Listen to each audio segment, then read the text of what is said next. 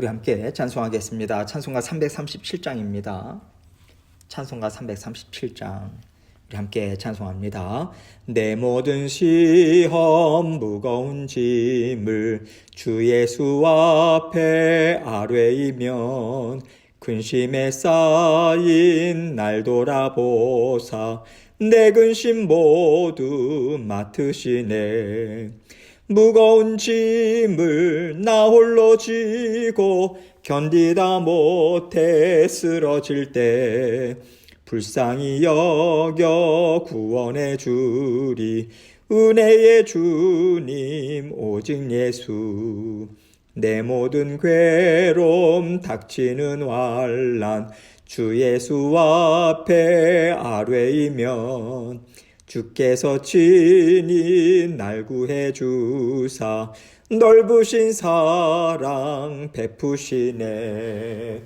무거운 짐을 나 홀로 지고 견디다 못해 쓰러질 때 불쌍히 여겨 구원해 주리 은혜의 주님 오직 예수. 내 짐이 점점 무거워질 때 주 예수 앞에 아뢰이면 주께서 친히 날 구해 주사 내 대신 짐을 져주시네. 무거운 짐을 나 홀로 지고 견디다 못해 쓰러질 때 불쌍히 여겨 구원해 주리 은혜의 주님 오직 예수. 마음의 시험 무서운 죄를 주 예수 앞에 아뢰이면 예수는 나의 능력이 되사 세상을 이길 힘 주시네. 무거운 짐을 나 홀로 지고 견디다 못해 쓰러질 때 불쌍히 여겨 구원해 주리 은혜의 주님 오직 예수. 아멘. 기도하겠습니다. 하나님 아버지 감사합니다. 언제나 우리 사랑하는 모든 성도님들 삶을 지켜주시고 때를 따라서 지혜와 명철도 주시고 생업도 지켜 보호해 주시고 우리의 모든 생사화복 다 주장해 주셔서 감사합니다.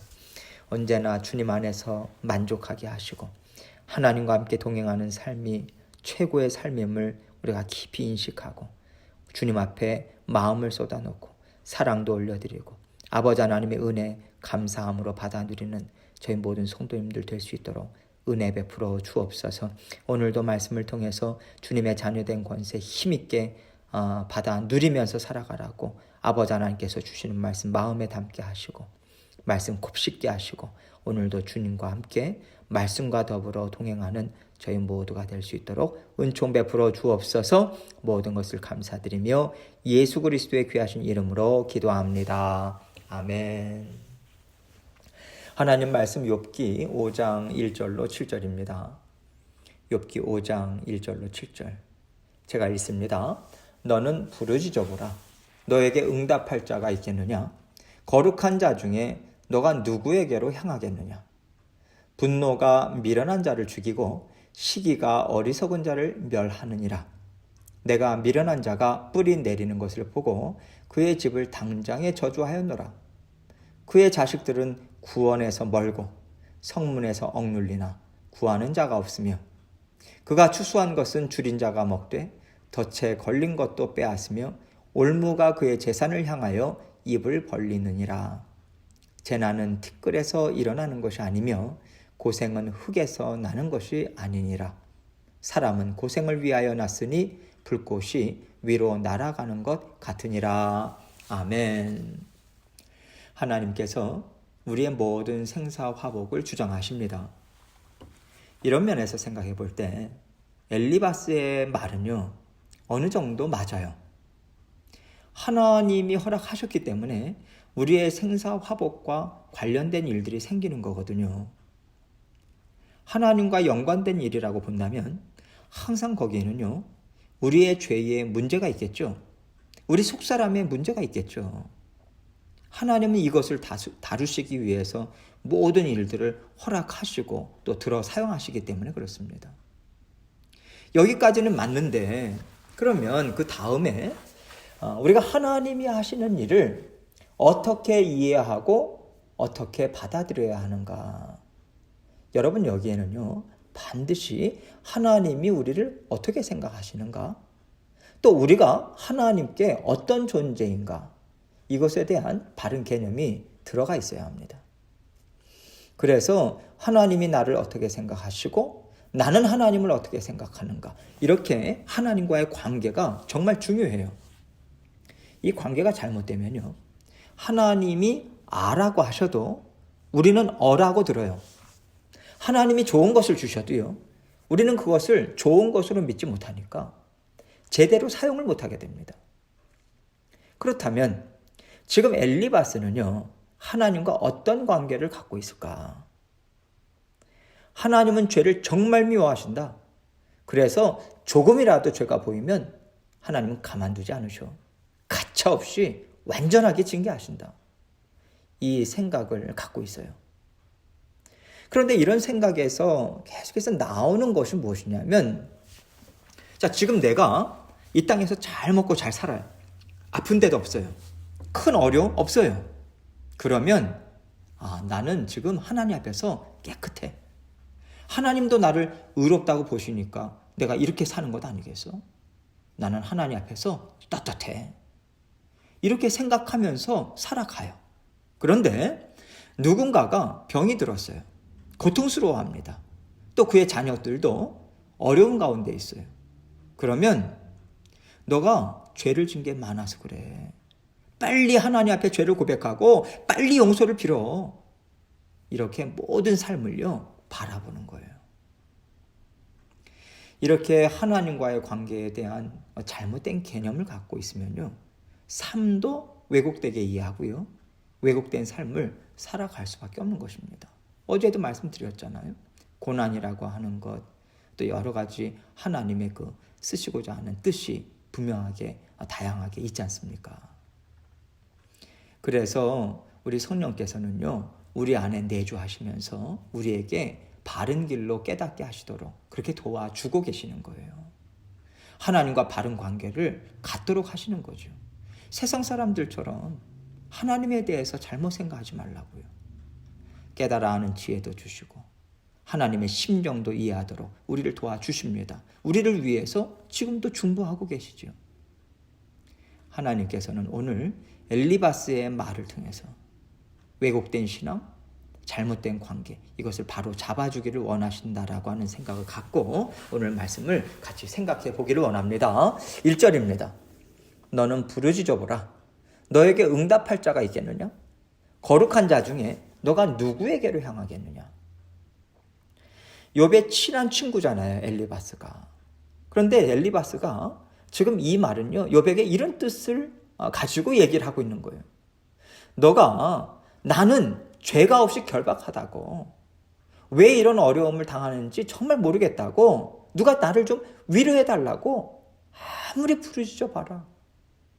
너가 이런 어려움을 당하니까 얼마나 힘들겠냐 하고 너를 위로할 자 없을 거야. 하나님이 왜 허락하셨는지 같이 고민해 줄 사람도 없을 거다. 심지어 거룩한 천사들까지도 너와 공감하고 너와 함께 해줄 분이 없을 거야. 지금 이 얘기하고 있는 거예요. 2절입니다. 분노가 미련한 자를 죽이고 시기가 어리석은 자를 멸하느니라. 욥이 탄식했잖아요, 하나님 앞에서. 그 소리가 엘리바스 귀에는요, 하나님에게 욥이 분노하고 하나님을 마구 원망하는 말처럼 그렇게 들리는 거예요. 그러니까 엘리바스는 욥에게 너가 하나님 앞에서 이렇게까지 불평을 토로하는 것은 너가 너의 죄를 깨닫지 못하는 미련한 자이기 때문이야. 너에게 분노, 시기, 질투가 있었기 때문에 너가 이 꼴을 당하는 거야. 아직도 모르겠냐. 이 얘기를 하고 있는 거죠. 어떻게 보면요, 엘리바스는 친구인 욥에게 바른 훈계와 지혜를 주고 있다고 생각하는 것입니다. 깨닫지 못하는 미련함을 어떻게 해서든지 내가 깨뜨려서 욥이 하나님 앞에 회개하고 자복해서 살아나게끔 내가 도와주겠다. 이 뜻으로 욥에게 얘기를 하고 있는 것인데, 사실 이 모든 말들을 우리가 읽어보면요, 그냥 욥을 정죄하는 말과 다를 게 없습니다. 여러분, 우리도 누군가에게 위로의 말을 주고 또 어떤 조언을 해준다라고 하는 것이 정죄하고요, 그 사람의 그 연약함이라든가 슬픔이라든가 육신의 한계, 이런 것들을 그가 스스로 토로할 만한 여지를 전혀 남겨두지는 않는지, 이거 잘 생각해 봐야 돼요. 힘들 때는요, 변명이라도 해보고 싶잖아요. 설사 그가 하나님께 징계를 받는다고 하더라도 우리가 해야 하는 일이 무엇이겠습니까? 그러한 믿음의 형제 자매들에게 해야 하는 일이 무엇이겠어요? 일단은 고충을 이해해 주는 거죠. 어려운 상황에서도 하나님을 의지하고 하나님의 도우심을 구하기를 놓치지 마십시오. 그렇게 인도하도록 도움을 주는 거 아니겠습니까? 우리가 하나님과의 관계 가운데 살아가요. 하나님은 우리를 포기하지 않으십니다. 그런데 연약한 우리가요, 때로는 하나님의 선하심을 믿지 못해서 하나님께 나아가지 못할 때가 얼마나 많이 있어요. 또 우리가 포기하고 싶을 때 있잖아요. 그렇기 때문에 포기하지 않고 하나님의 선하심을 계속해서 의지할 수 있도록, 하나님께 나아갈 수 있도록 위로해 주고 힘도 북돋아 주고, 또 우리 예수님께서 하신 것처럼 그 영혼을 위해서 중보기도 해주는 것이 함께 살아가는 우리에게 우리가 반드시 해야 하는 일인 것입니다. 그런데 엘리바스는요, 친한 친구임에도 불구하고 그 일을 하지 않아요. 오히려 욥이 하나님 앞에 나아가지 못하도록 끊어내는 일을 하고 있는 것 같아요. 우리가 이런 자리에 있어서는 안 되는 거 아니겠어요? 우리가 해야 하는 일은요, 중보하는 거예요.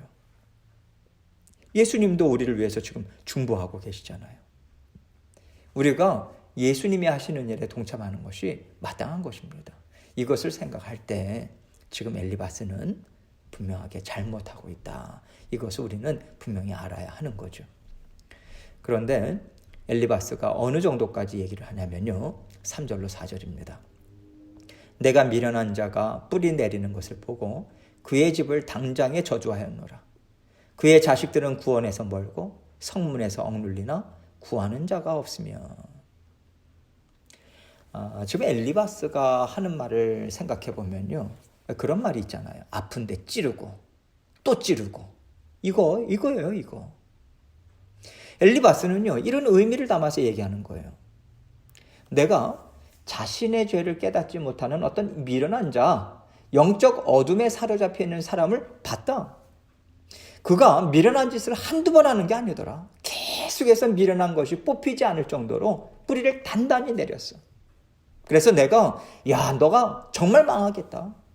하나님이 너를 가만두지 않을 거야. 이렇게 장담을 했는데 진짜로 그 사람의 자식들까지 하나님께 의롭다는 인정을 받지 못할 뿐만 아니라 성문에서 사람들에게조차 참 안 됐다라고 불쌍히 여김을 결국은 받지 못하더라. 지금 이 얘기하고 있는 거예요.